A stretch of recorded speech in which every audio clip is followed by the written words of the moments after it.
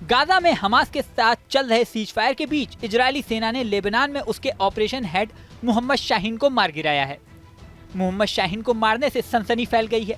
सवाल उठ रहा है कि हमास और इजरायल के बीच चल रहा सीज फायर कहीं टूट न जाए, कहीं फिर से जंग न शुरू हो जाए। पूरी घटना की बात करें तो सोमवार की सुबह सीडोन के इलाके में आईडीएफ ने हमला किया। उसके हमले में शाहीन की मौत हो गई। शाहीन हमास का शीर्ष कमांडर था। इजरायली सेना का दावा है कि इजरायली नागरिकों के खिलाफ कई ऑपरेशंस का मुख्य जिम्मेदार ये शाहीन ही था। इजरायल का कहना है कि ईरान के इशारे पे ये साजिशों को अंजाम दिया करता था। इजरायली सेना के एक अधिकारी ने बताया कि लेबनान में मंगलवार को वापसी की समय सीमा के बाद भी 5 जगहों पर उसके जवान डटे रहेंगे। आपको बता दें कि इस समय जिस तरह हमास और इजरायल के बीच सीज फायर चल रहा है, उसी तरह लेबनान में हिजबुल्लाह और इजरायल के बीच भी सीज फायर को अंजाम दिया जा रहा है। बेशक एक तरफ सीज फायर की बात चल रही है, लेकिन आईडीएफ यानी इजरायली सेना ने साफ कह दिया है कि 5 जगह ऐसी रहेंगी जहां पर उसके जवान लेबनान में डटे रहेंगे। उससे भी बड़ी बात यह है कि लेबनान में ऑपरेशन करके उन्होंने हमास के कमांडर को मार गिराया है। इससे अब सवाल खड़े हो गए हैं कि सीज फायर कब तक चलेगा और किस दिशा में जाएगा। इजरायल और हिजबुल्लाह के बीच सीज फायर की बात करें तो 14 महीने के सीज फायर की शर्तों के तहत दक्षिणी लेबनान से आईडीएफ को वापस आना है। लेबनान के दक्षिण में इजरायली सेना का बोलबाला काफी समय से रहा है। इससे पहले सोमवार को ड्रोन हमले में हमास के प्रमुख कमांडर को इजरायल ने मार गिराकर एक साफ संदेश दे दिया कि बेशक से सीज फायर शुरू हो चुका है, लेकिन जंग अभी खत्म नहीं हुई है।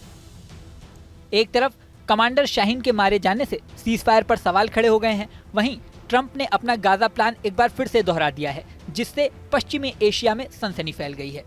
वहीं इजरायल के प्रधानमंत्री नेतन्याहू ने भी ट्रंप के गाजा प्लान का समर्थन किया है। वहीं सीज फायर की अगर बात करें तो हमास और इजरायल के बीच सीज फायर के तहत 6 बार कैदियों की अदला बदली हो चुकी है। 7वीं बार कैदियों की अदला बदली 22 फरवरी को होनी है।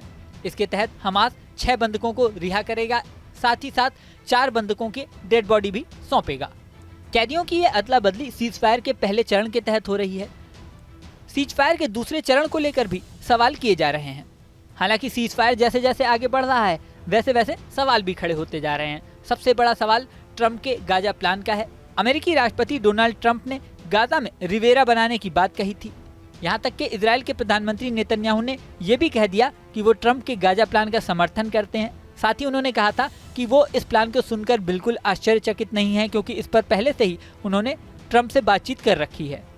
ट्रंप के गाजा प्लान की बात करें तो डोनाल्ड ट्रंप ने कहा था कि वो गाजा में एक रिवेरा बनाना चाहते हैं। रिवेरा मतलब लोगों के घूमने फिरने और ठहरने का स्थान।